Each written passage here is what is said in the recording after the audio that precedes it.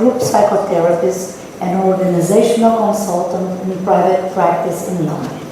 He is a fellow of the British Psychoanalytical Society, an honorary member of the Institute of Group Analysis UK, an honorary member of the Group Analytic Society International, and a distinguished fellow of the American Group Psychotherapy Association, a supervisor and training analyst for several organizations in the UK, and a member of the faculty of the postdoctoral program at Adelphi University, New York. A former president of the International Association for Group Psychotherapy and Group Processes, and a former chairman of the Association of Independent Psychoanalysts of the British Psychoanalytic Society. The author of and editor of many books and articles in psychoanalysis, group analysis, and sociology. He is the editor of the New International Library of Group Analysis, NILGA, for Routledge. The floor is yours. Thank you very much, Carla. I wouldn't mind at this point in the morning if we could play together a little bit, and which was the original idea, to have some dialogue also with you, who would not be members of the audience, but members of an interpersonal field in which you were both influencing us and we were influencing you. So at any time you decide that you'd like to play, that's okay. I'm prepared to play a little bit. I've arranged, to let these old guys go before me, because there is a well-known English adage of age before beauty, and you have no idea how old they are, because I've known them since the 1960s, and they get older and older every year. It's a very special condition that Armstrong and Henschel would have. I myself, whenever I hear the word field, I can only think of one thing, and that's strawberry fields forever. And I'm afraid it's very difficult for me to get beyond that. And they're so serious, you know, that they've barely got past World War II. However, we have to cope with this the best we can. Peter Higgs, who was a great physicist, died the other day. And I really want to start by reading something of his obituary, and that appeared in the Times the other day, because really the importance of field theory and its applications are the way in which it permeated, as opposed to was applied to many, many fields, ranging from music to art to psychology.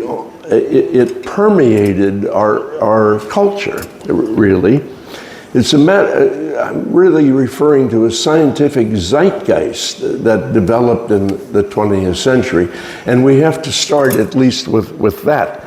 And here's what the obituary said. They were talking about the idea of waves and forces in physics. In layman's terms, Higgs' theory suggested that all space is permeated by a field that interacts with the particles within it, giving them mass. One analogy is to imagine a room with people milling around. A celebrity, the so-called particle, enters, and people cluster around. Suddenly, the celebrity particle has mass. Higgs developed the idea that particles had no mass when the universe began, but acquired mass a fraction of a second afterwards, when they entered a theoretical field. Higgs proposed that this field, now known as the Higgs field, permeates space, giving mass to all elementary particles that interact with it. That was a set of axioms that were related to the axioms at the turn of the last century, which influenced Lewin, who started out as a physical scientist. Now, in my opinion, this is not a very different idea from the distinctions that we might draw between a physical material fact on the one hand and a psychic fact or a social fact on the other. Whereas material facts may be able to restrain us as human beings, it is only social facts and psychic facts that can constrain us, that is, through their effects on our internal worlds. This transition from restraint to constraint is based on a process of relational co-construction of meaning, which is very similar to the way people describe Higgs' contribution. Now, basically, group analysis, which I have been asked somehow to represent, not necessarily as opposed to, but as distinct from, and maybe that's too strong a word as well. Group relations are Bob's work as a psychoanalyst, and I don't think that we're working with a distinction between organizational consultation, group relations, and group analysis, but fundamentally, that's probably how we are being heard, although we're each of us is deeply psychoanalytically informed, even if not each of us is a psychoanalyst. But in group analysis, there is no doubt that we were influenced by sociology of the late 19th century without necessarily jettisoning much of the psychoanalytical project. We accepted and still do accept the reality of social facts. In this sense, we're Durkheimians, in that we don't regard social fact as merely a collective fantasy, let alone an individual fantasy. It has a reality, just like what happens if you walk into a room or more people come into a room. It has a force to it, which could be described in some detail. We accept the reality of sociogenesis. Social facts and social forces have ideological power. We accept Norbert Elias's and other sociologists' ideas that the individual, so-called, and the group, so-called, are abstractions. They're polarized abstractions. That it's the person who combines the individual body and the group that we are preoccupied with. And from that point of view, we think of the individual and the group as two sides of the same proverbial coin. This is such an important idea. We work with persons in a group. Now, this means that we're very preoccupied with the gestalt of an observation. And a gestalt always involves both beliefs, many of which are unconscious, many of which come from the culture, and also motives. There is no one who can make an observation who isn't motivated. He may not be aware of his motives, but that means that every observation has a political basis to it, even if that is political too strong a word, and you may not want me to put it in capital letters, but it is certainly a motivated observation, and you can't get away from that. Now, this is so important to accept the reality of social facts as a distinguishing axiom of group analysis. And I just want to remind you, although I'm sure that my esteemed collaborators will have forgot it, in one famous sentence, although it's never quoted except by me, in London, Bion said, I can almost hear him, Norbert Elias would have said, my dear, Bion didn't speak that way. But he said, actually, there's no such thing as a group, David and Bob. He wrote, there's no such thing as a group. There's a collection of individuals who are in similar stages of regression, such that they produce a collective fantasy that a group exists. That's what he wrote. Now, I know that that one sentence or two sentences may not be all that he meant, and it's certainly very different from the use to which experience in books as a biblical text is being put. But you know, books have a life of their own, and people use them as flags to mark different points of view as they wish. But that was a very important sentence in his very famous and justifiably work of genius, Experience in Groups. It could almost not function as a group analyst without experiences in groups, but I just want to remind you that that sentence also appeared. From our point of view, and sort of influenced by Elias and others, we're very preoccupied with extending the paradigm of time and space and accepting Pichon-Riviere's notion of the dialectical spiral. Yes, we work in the here and now, functioning to go where it's hottest. That's what we're obliged to do clinically, to go where it is hottest. But that doesn't mean that we accept that the etiology of a personal characteristic or a characteristic of the group itself as a social fact has a very limited space for cause and effect. No. We think it goes back almost time immemorial. The question of where you go in an attempt to understand the causal processes is a deeply clinical, personal, philosophical matter. So it's very important for us to extend the more classical time and space paradigm to go beyond a couple of generations, especially in working with traumatic experience. And there's no doubt that this idea developed in a European context associated with war and tragedy and the perpetuation of traumatic experience, in which the most damaged people created the most damage for the next generation of people. And that is a very important group analytical idea, that traumatogenic processes are transgenerational, and that trauma and violence begets trauma and violence. Now, I think that that's a very important group analytical idea.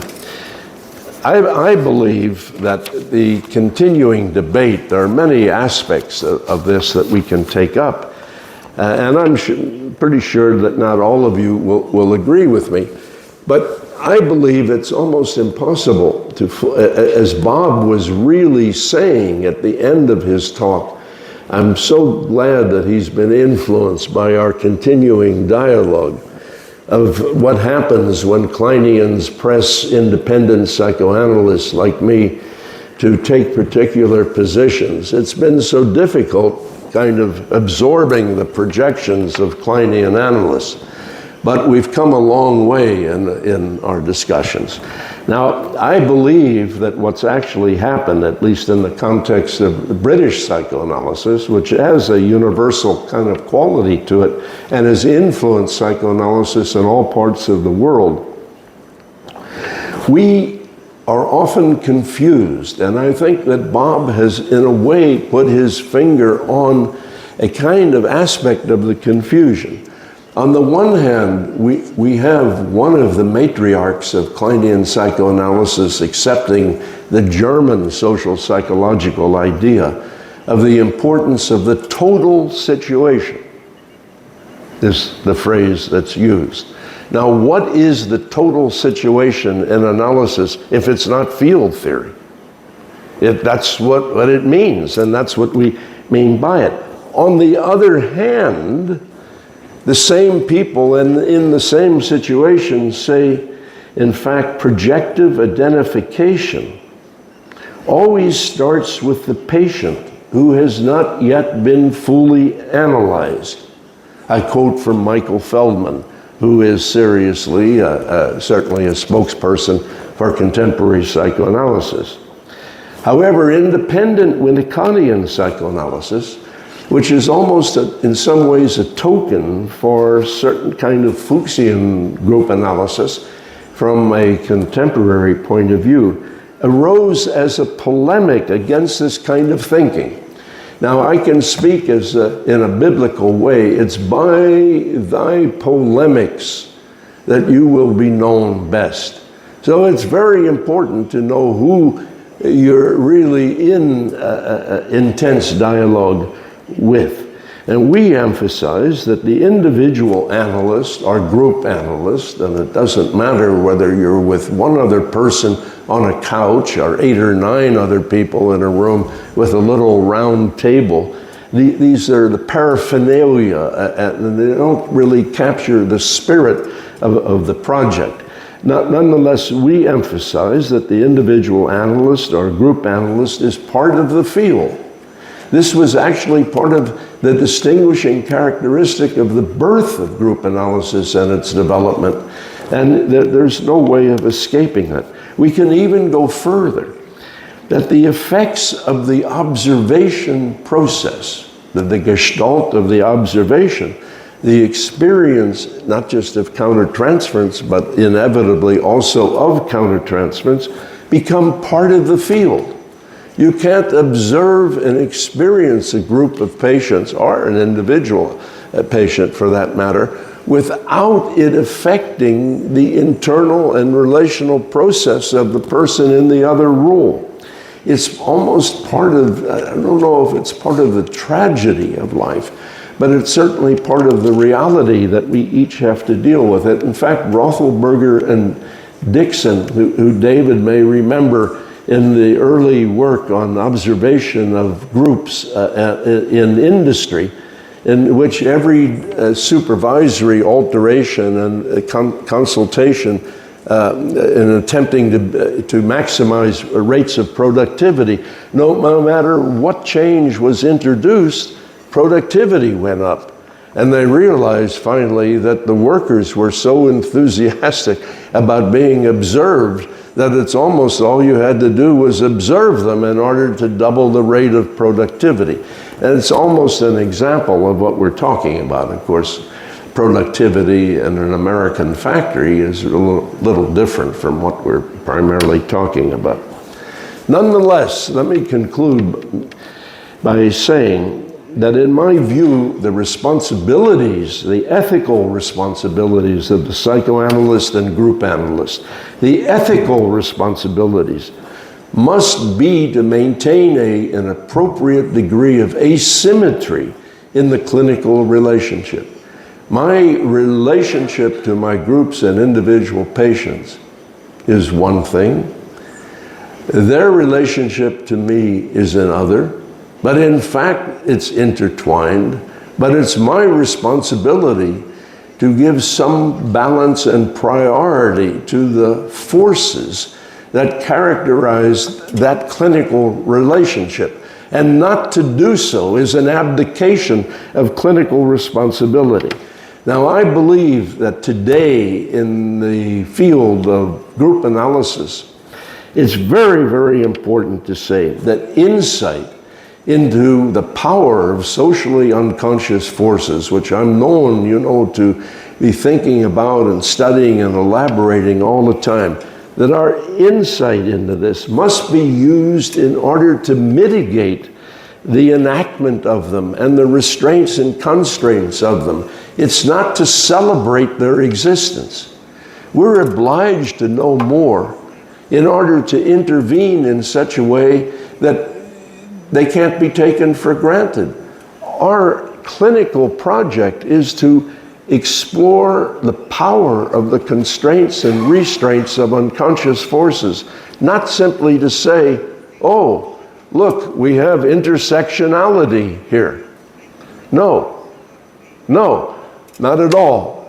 However, it's very important to find some kind of appropriate distinction between doing active political work and interpreting the helplessness that comes from having been restrained and constrained by the social world.